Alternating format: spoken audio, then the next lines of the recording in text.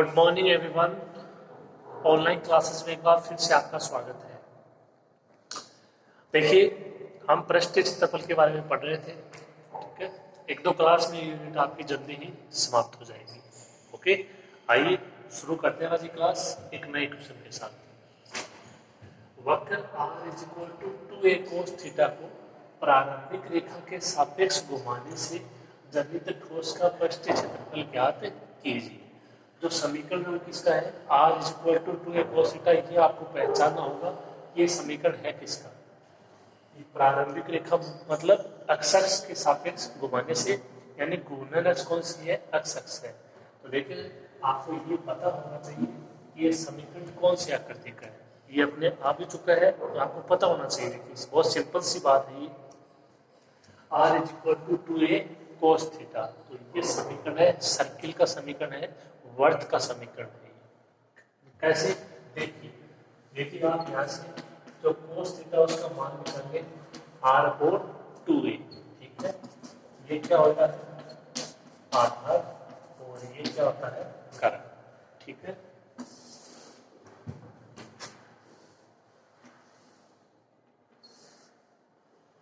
ये अर्धवर्त पर आपका बड़ा प्रत्येक कोण समकोण हो जाएगा।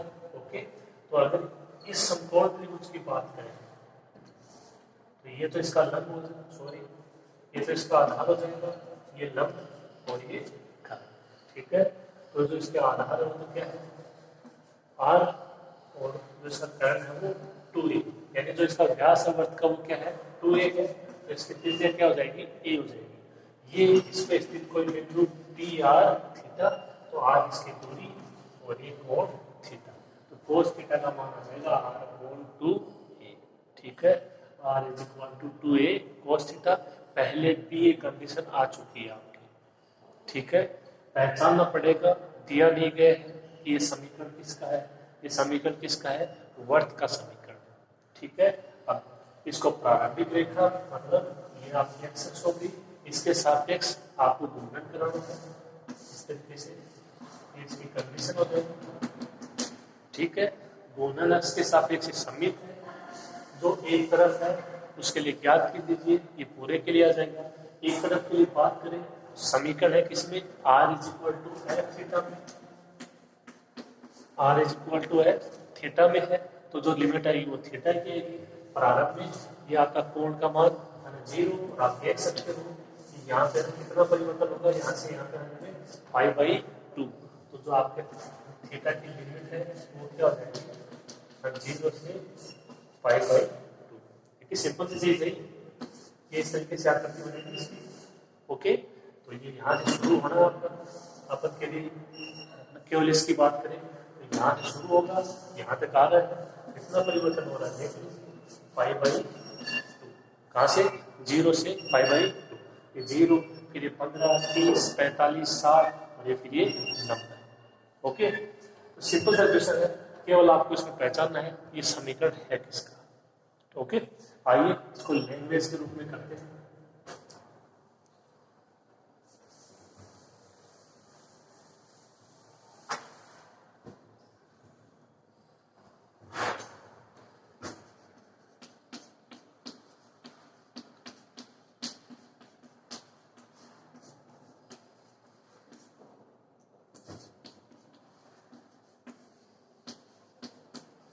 तो जो समीकरण है वो क्या है? r is equal to 2a cos theta. किसका? वक्र का समीकरण क्या है? r is equal to 2a cos theta. ये किसका समीकरण है?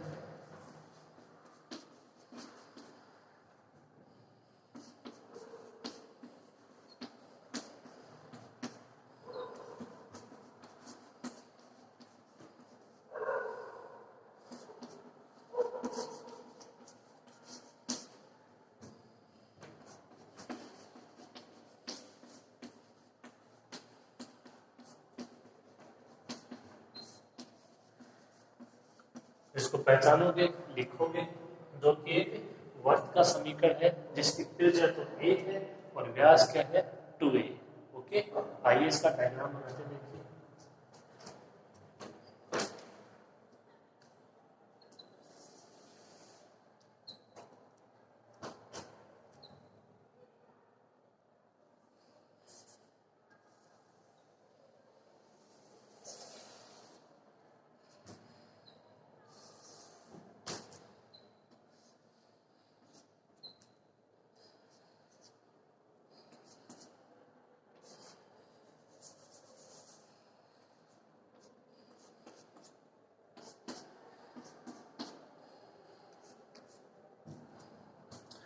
तो इस तरीके से डायग्राम बन जाएगा।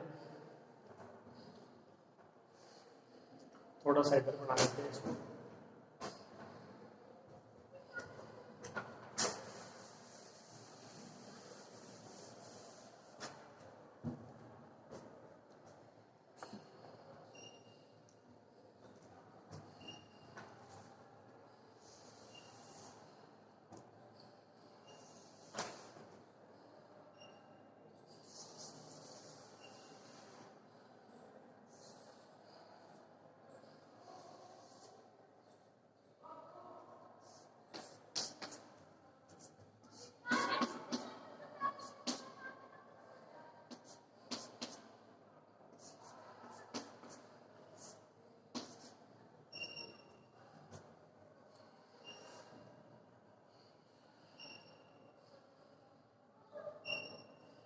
तो ये हो जाएगा वर्त, ठीक है। इसकी जो आपकी त्रिज्या है वो तो ए, मतलब यहाँ से जो यहाँ तक की दूरी है वो ए, और यहाँ से यहाँ तक की दूरी भी ए, तो पूरी कितनी हो जाएगी 2a। और इसको प्रारंभिक रेखा के सापेक्ष घुमाना है, प्रारंभिक रेखा मतलब ये, तो इसका जो केंद्र के निर्देशांक ऊर्ध्व कितने हो जाएंगे, यहाँ पे ये एक्स अक्ष है, y का मान 0, और यहाँ पे जो अक्ष का मान कितना हो जाएगा a हो जाएगा, जो इसकी त्रिज्या कितनी है a है। ओके,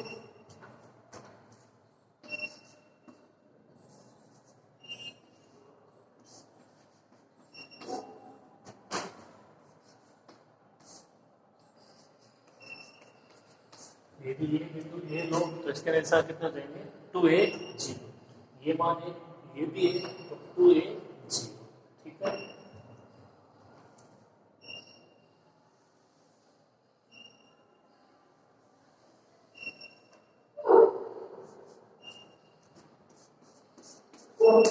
ये आगे भी कोई बिंदु लो पी आर थीटा, ओके। तो आप यहाँ से आसानी से पता लगा सकते हो कि जो ये समीकरण है किसका है, एक, ठीक है, वर्त का समीकरण है। इसकी त्रिज्या ए, व्यास 2a, और इसके जो सेंटर है, जो इसका केंद्र है वो कितना हो जाएगा a0।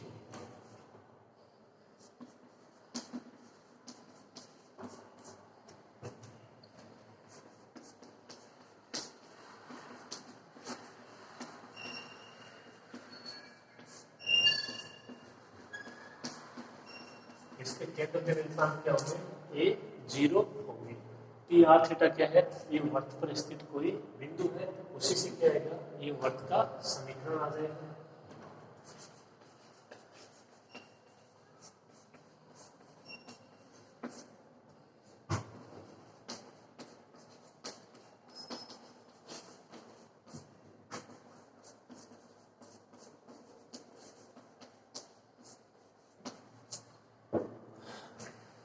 बिंदु पी आर थीटा ये वर्त पर स्थित कोई बिंदु है। अब ये जो अपना मैटर हुआ है, ये तो इसके बारे में सामान्य जानकारी थी, ओके। अब यहाँ पे अपने को पृष्ठ क्षेत्रफल ज्ञात करना है, तो उसकी तरफ चलते हैं। ये आपका वर्त का समीकरण, प्रारंभिक रेखा मतलब अक्ष अक्ष, इसके सापेक्ष आपको इसको घुमाना है, तो आप इस तरीके से समझ सकते हो इसको।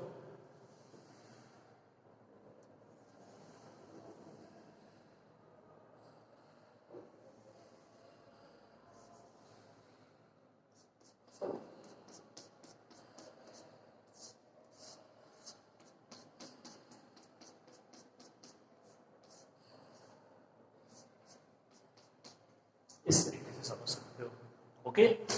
अब आप देख सकते हो घूर्णन अक्ष अक्ष अक्ष है, और जो आपका ये वर्त है वक्र है, ये भी अक्ष अक्ष के सापेक्ष सममित है। एक तरफ के द्वारा जो पृष्ठ क्षेत्रफल होगा वो पूरे के द्वारा हो जाएगा, ठीक है। सिंपल सी बात है, अपने को केवल ऊपर वाले से मतलब है, और ऊपर वाले में जो कोण यहाँ पे r इक्वल टू है थीटा, तो मतलब जो लिमिट चाहिए वो थीटा ही चाहिए। कितनी हो जाएगी, अगर यहाँ पे बात करोगे ये 0, और ये देख लीजिए यहाँ से यहाँ तक कितना परिवर्तन हो जाएगा π/2, जो थीटा की लिमिट होगी वो कितनी हो जाएगी 0 से π/2। तो सिंपल सा क्वेश्चन है, देखिए मेरे हिसाब से इसमें आपको कोई ज़्यादा तकलीफ नहीं होनी चाहिए। डायग्राम में सब कुछ स्पष्ट है, बस इसको पहचानने की जरूरत है, ओके। तो ये तो इसकी कोई सामान्य जानकारी हो गई। अब बात करते हैं इसकी पृष्ठीय क्षेत्रफल के बारे में, ओके। शुरू कीजिए आप इसको।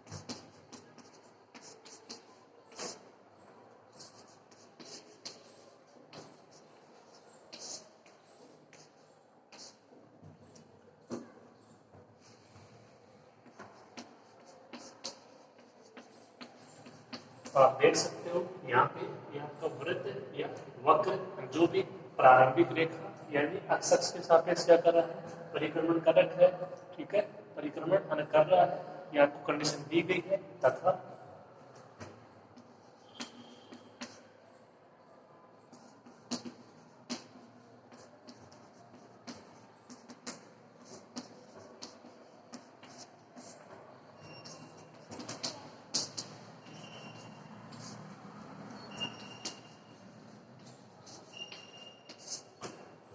जो आपका है वक्र अक्ष अक्ष यानी घूर्णन अक्ष के सापेक्ष क्या है, सममित है। तब जो आपका पूरा होगा वर्त उसके द्वारा ठोस का जो पृष्ठ क्षेत्रफल होगा वो इसके एक तरफ के भाग यानी जो ऊपरी भाग है अक्ष का उसके द्वारा ठोस का जनित जो पृष्ठ क्षेत्रफल होगा उसके बराबर हो जाएगा। क्या लिखोगे तब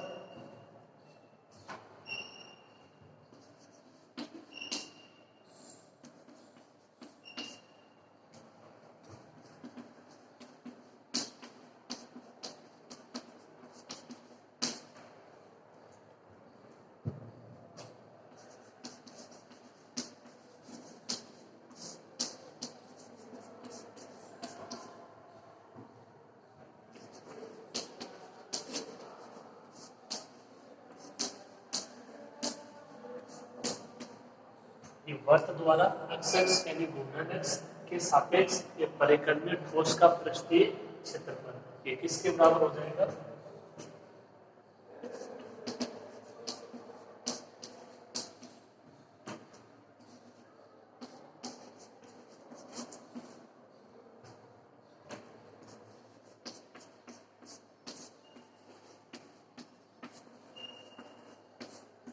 अक्ष अक्ष के ऊपरी भाग, अक्ष अक्ष के ऊपरी भाग। और आप ऊपरी भाग को क्या बोल सकते हो, इसको अर्धवर्त भी बोल सकते हो।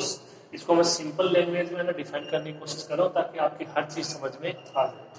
अक्ष अक्ष के ऊपरी भाग उसको आप क्या बोल सकते हो, अर्धवर्त भी बोल सकते हो।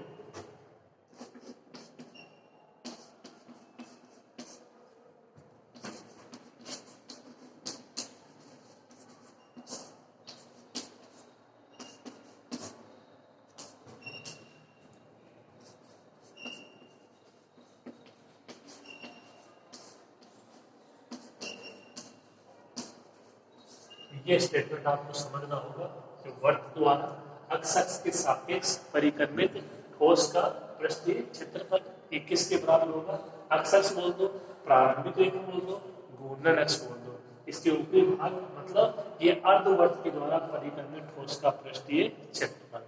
अब जो अर्धवर्त है उसके लिए जो आपकी लिमिट होगी ना थीटा की वो कहां से कहां तक हो जाएगी, थीटा इज इक्वल टू 0 से theta is equal to π/2। Okay, मान आपको पता ही है r is equal to l theta के रूप में समीकरण दिया गया है। देख लीजिए पृष्ठ क्षेत्रफल किस प्रकार अप्लाई आप करोगे। ओके, उम्मीद करता हूँ आपको ये लैंग्वेज समझ में आ रही होगी। ठीक है, थोड़ा सा पहले का पता होना चाहिए, देखो वर्त होता क्या है, क्या संयंत्र है, ठीक है, और ये जो पृष्ठ क्षेत्रफल की कंडीशन है ये तो अप्लाई होनी है। ओके, देखिए आप इसको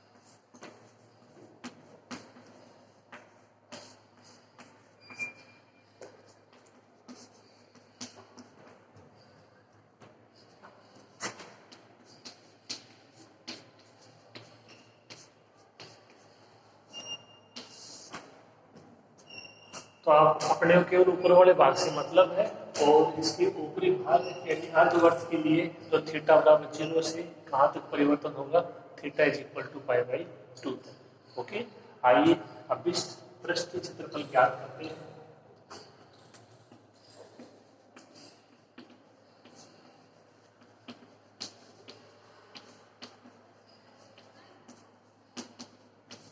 तो जो इसका अभिष्ट पृष्ठ क्षेत्रफल होगा वो इसके एक तरफ के द्वारा, और वो हो जाएगा क्या, समाकलन थीटा इज इक्वल टू 0 से पाई बाई 2।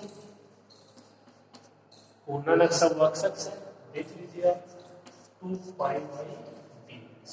ओके, अब ds को चेंज करेंगे किसमें, थीटा में, तो ds बाई डी थीटा और डी थीटा। क्या लिखोगे, ds by D theta into D theta. ये थीटा की लिमिट ये आपको पता होना चाहिए। ओके, दो मान चाहिए, एक तो y का और एक ds बाई डी थीटा। जो y है उसको तो देखो आप जानते हो, x बराबर क्या होता है, r cos थीटा, और जो y क्या होता है, r sin थीटा। मान अप्लाई हो जाएगा। ds बाई डी थीटा ये आपको चाप की लंबाई से पता लगाना होगा, तो बहुत अच्छे से आपको करवा चुका हूँ। ठीक है, क्या होता है ds by D theta,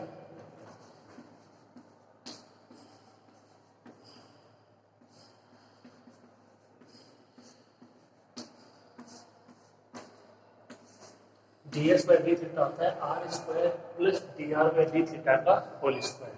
are का मान अपने पास है, उसका ना थीटा के सापेक्ष अवकलन और कर देते हैं। देखिए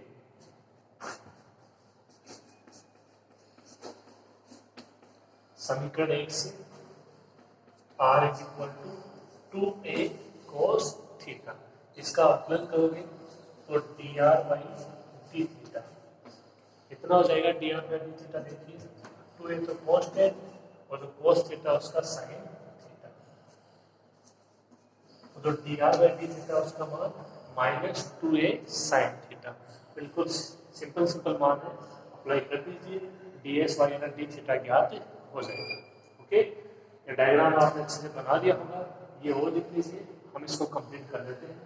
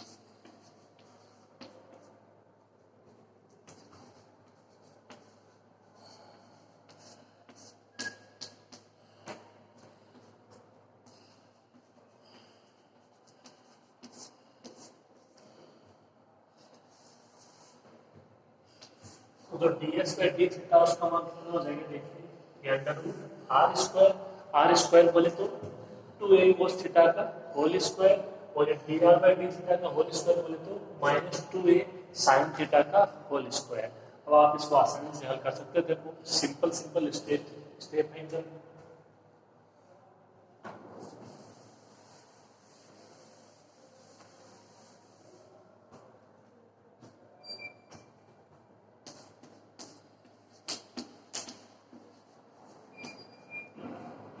क्या हो जाएगा 4a स्क्वायर कोस स्क्वायर थीटा, ये क्या हो जाएगा 4a square sine square theta, 4a square common आ जाएगा,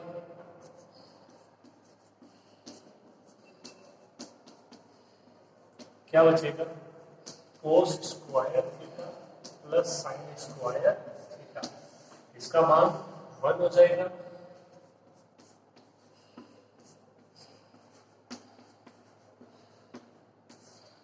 और ए स्क्वायर, तो जो D S by D theta है उसका मान कितना आ जाएगा 2a, D S by D theta का मान कितना आ जाएगा 2a।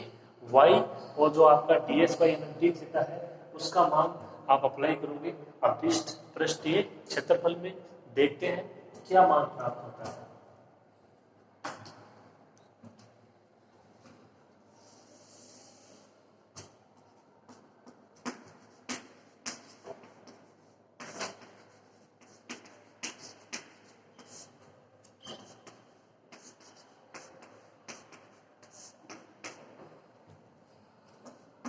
अब इस पृष्ठ क्षेत्रफल क्या हो जाएगा देखिए,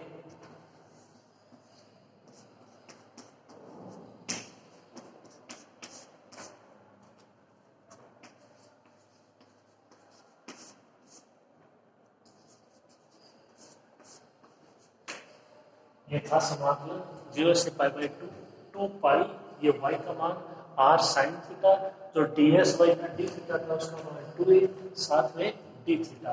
कांस्टेंट कौन है 4 पाई a, इसको बाहर ले लो।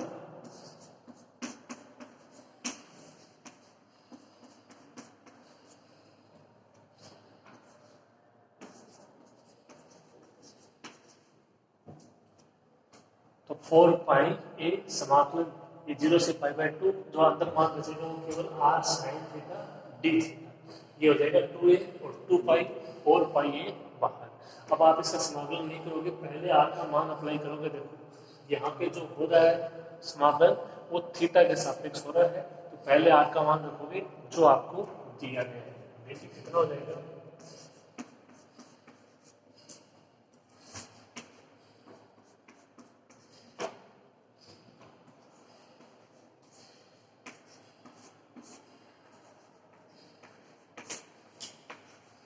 तो r का मान 2a cos theta sin theta d theta ऐसे का ऐसे।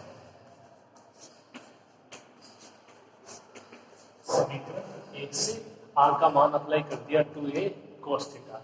अब आप इसका आसानी से समाकलन कर सकते हो, मान ज्ञात हो जाएगा। ओके, करो इसको थोड़ा सा और।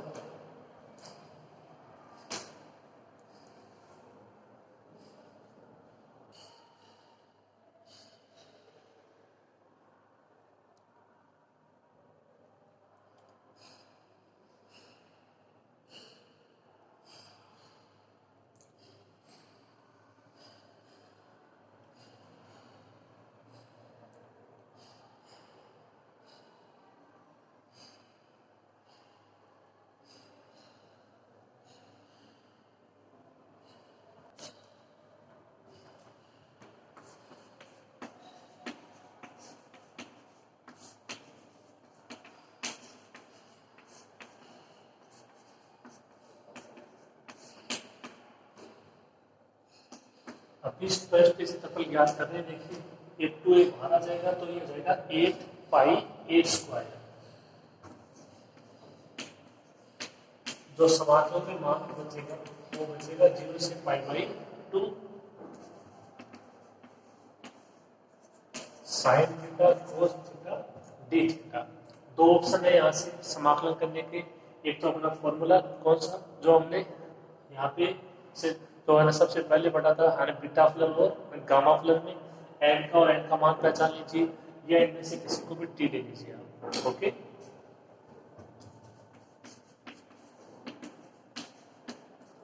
यदि sine theta is equal to T हो तो क्या लिखोगे, sine theta cos theta D theta is equal to ये डी टी हो जाएगा। इसके लिमिट और देख लेते हैं। पहली लिमिट ये जब अगर आपका थीटा इज इक्वल टू 0 हो कितना हो जाएगा, T is equal to sine 0 और साइन 0 कितना है 0। तो जो पहली लिमिट क्या रहेगी, ये 0 रहेगी, कोई इफेक्ट नहीं पड़ेगा। दूसरी ये जब थीटा इज इक्वल टू क्या हो पाई बाई 2 हो, तो टी इज इक्वल टू क्या हो जाएगा साइन पाई बाई 2 और ये क्या होता है 1। तो दूसरी लिमिट चेंज हो जाएगी क्या 1। तो जो लिमिट थी ना थीटा के लिए 0 से पाई बाई 2, वो लिमिट ना टी के लिए कितनी हो जाएगी 0 से 1, जहाँ पे इनमें संबंध जो साइन थीटा है उसके लिए आपको क्या लेना है टी, इसका अवकलन करोगे कोस थीटा या डी थीटा की जगह डी टी। ओके, थोड़ा सा और है देखिए,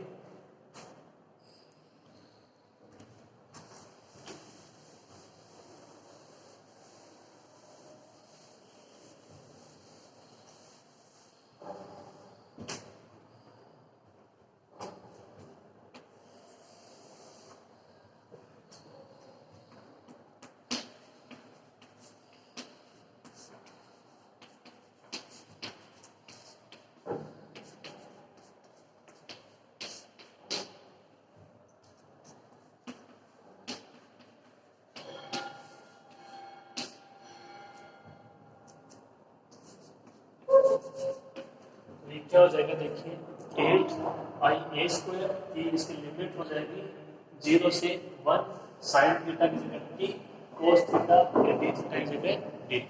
सिंपल सा समाकलन है।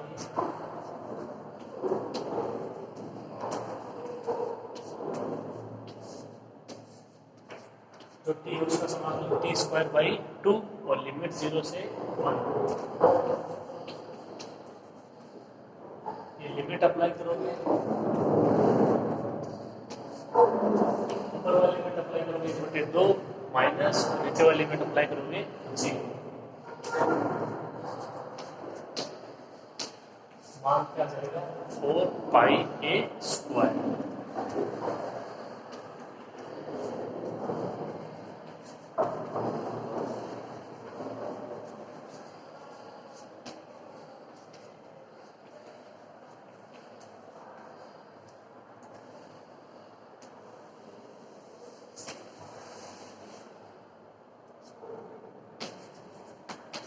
अभिष्ट पृष्ठीय क्षेत्रफल कितना हो जाएगा 4πa²।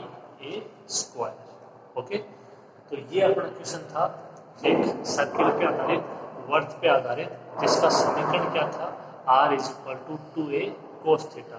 आपको पहचानना होगा, देखो ये समीकरण है किसका, क्योंकि यहाँ पे स्पष्ट रूप से कंडीशन नहीं दी गई है।